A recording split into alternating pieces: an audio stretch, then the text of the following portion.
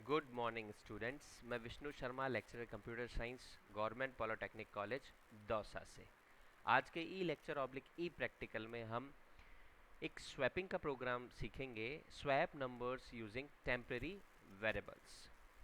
ठीक है, ये जो प्रोग्राम है या कॉन्सेप्ट है ये सी प्रोग्रामिंग लैंग्वेज से रिलेटेड है और ये board of technical education Rajasthan के सब्जेक्ट कोड CS 201, EL 210 और ME 210 सब्जेक्ट कोड से रिलेटेड है। तो स्वैपिंग होती क्या है? बेसिकली स्वैपिंग का मीनिंग है वैल्यूज़ का इंटरचेंज। यहाँ हम क्या करेंगे, वैल्यूज़, दो वेरिएबल की वैल्यूज़ को आपस में इंटरचेंज करवाना सीखेंगे यूजिंग टेम्परेरी वेरिएबल। एक अलग से हम टेम्परेरी वेरिएबल लेंगे, उसकी हेल्प से हम क्या करेंगे, ये स्वैपिंग का प्रोग्राम बनाना सीखेंगे। ठीक है, वैल्यूज को इंटरचेंज करवाना। तो आप अपनी स्क्रीन पर देख रहे होंगे।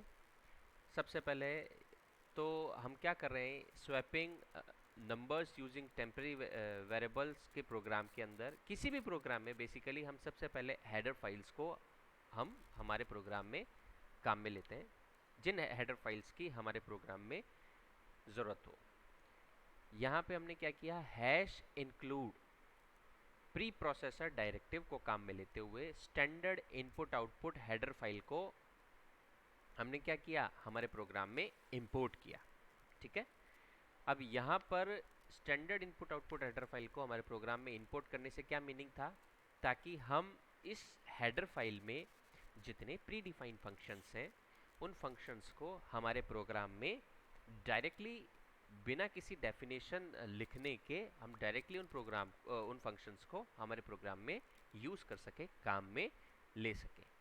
ठीक है, तो मेन फंक्शन हमने काम में लिया। मेन फंक्शन का टाइप क्या है, इंटीजर टाइप है। ठीक है, ये रिटर्न टाइप किस तरह का दे रहा है, इंटीजर। देखो लास्ट में आप देख पा रहे होंगे, रिटर्न 0 से आपने इस मेन फंक्शन को क्या किया है, बंद किया है, क्योंकि 0 क्या है, एक इंटीजर वैल्यू है। तो इस वजह से आपने मेन फंक्शन को रिटर्न 0 से आपने लास्ट में बंद किया है। ठीक है, तो देखिए शुरुआत जब मेन फंक्शन लिखते क्यों है, मेन फंक्शन बहुत इंपॉर्टेंट फंक्शन है। जितना आपको लॉजिक आपको अपने प्रोग्राम का लिखना है वो सारा आप किस में लिखते हैं, मेन फंक्शन में लिखते हैं। ठीक है, और इसके अलावा आपने क्या किया, मेन फंक्शन चालू करने के बाद आपने अब डिक्लेरेशन सेक्शन पे आए। डिक्लेरेशन सेक्शन में जितने आपको वेरिएबल्स डिक्लेयर करने हैं वो आप यहाँ पर डिक्लेयर करते हैं। आपके इस प्रोग्राम के लिए हम 3 वेरिएबल काम में ले रहे हैं, फर्स्ट, सेकंड और टेम्प। यहाँ फर्स्ट और सेकंड वो वेरिएबल्स हैं जिनकी वैल्यूज़ हमें आपस में इंटरचेंज करानी है, यानी हमें फर्स्ट और सेकंड की वैल्यू तो रन टाइम पर खुद से देनी पड़ेगी।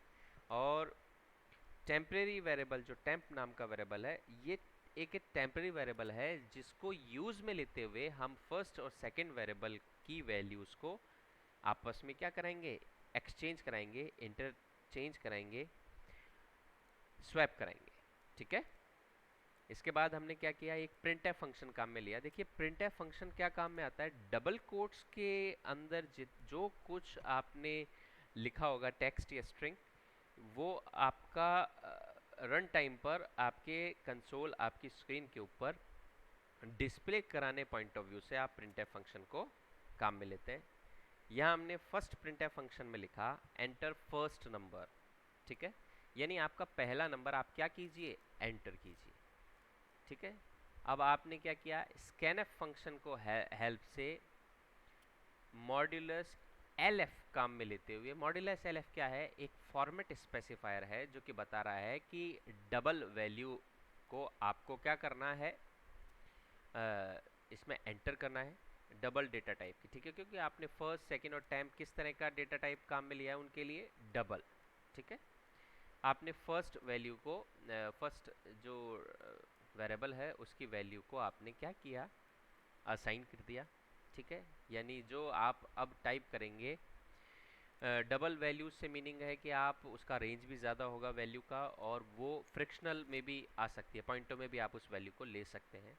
और वो वैल्यू किस में चली जाएगी, वो डायरेक्टली फर्स्ट नाम के जो वेरिएबल है उसमें असाइन हो जाएगी, उसमें स्टोर हो जाएगी। ठीक है, अब आपने क्या किया, नेक्स्ट प्रिंटफ जो फंक्शन है उसको काम में लिया, एंटर सेकंड नंबर। और आगे आपने क्या किया, स्कैनफ फंक्शन की हेल्प से फॉर्मेट स्पेसिफायर मॉड्यूलस एलडी को काम में लेते हुए सेकंड नाम का जो वेरिएबल है उसमें भी वैल्यू असाइन कर दी। ठीक है, अब आपने क्या किया, अब आपने देखिए कमेंट कमेंट यूज करते हुए आपने value of first is assign to temp. ठीक है, आपने लिखा, कमेंट क्यों काम में आते हैं, देखिए डबल स्लैश आपने यूज में लेते हुए कमेंट लिखा है। तो कमेंट्स क्या होते हैं, कमेंट कोड की रीडेबिलिटी को बढ़ाते हैं और आपको एक्सप्लेनेशन, प्रोग्राम को एक्सप्लेन करने के लिए काम में आते हैं। ये कमेंट आपका क्या होता है, कंपाइलर के थ्रू कोड रन नहीं होता और आप क्या कर सकते हैं, इस प्रोग्राम को एक्सप्लेन करने के लिए कमेंट्स लिख सकते हैं। ठीक है, तो आपने लिखा value of first is assign to temp, यानी आपको अब करना क्या है कि फर्स्ट की जो वैल्यू है वो आपको टेम्प के अंदर, टेम्प का जो वेरिएबल है टेम्प नाम का, उसके अंदर असाइन करनी है। ये देखिए नीचे आपने लिखा है temp equals to first and semicolon से इस लाइन को आपने क्या किया, बंद किया। आपको हर लाइन को सेमीकोलन से बंद करते हुए चलना पड़ेगा, अदरवाइज आपकी कंपाइल टाइम एरर आ जाएगी। ठीक है, तो आपने क्या किया, फर्स्ट की एक कॉपी आपने टेम्प नाम के वेरिएबल में स्टोर करा दी। देन आपने क्या किया, देखिए डबल स्लैश से आपने कमेंट लिख रखा है, कमेंट में क्या लिखा हुआ है, value of second is assign to first, यानी अब क्या करना है, फर्स्ट के अंदर सेकंड की वैल्यू असाइन करनी है, क्योंकि फर्स्ट की तो हमने कॉपी टेम्प के अंदर रख ली। अब सेकंड के अंदर सेकंड की वैल्यू को आपने फर्स्ट में कॉपी कर दिया, यानी इंटरचेंज का प्रोसेस स्टार्ट हो चुका है। ठीक है, आपने सेकंड की वैल्यू को फर्स्ट के ऊपर ओवरराइड करते हुए कॉपी कर दिया। अब इसके बाद क्या किया आपने, डबल स्लैश से आपने फिर कमेंट लिखा है कि value of temp initial value of first is assigned to second, यानी आपने क्या किया, सेकंड वेरिएबल के अंदर आपने जो फर्स्ट वैल्यू की कॉपी रखी हुई थी टेम्प वेरिएबल में, उसे कॉपी कर दिया, temp second equals to temp semicolon.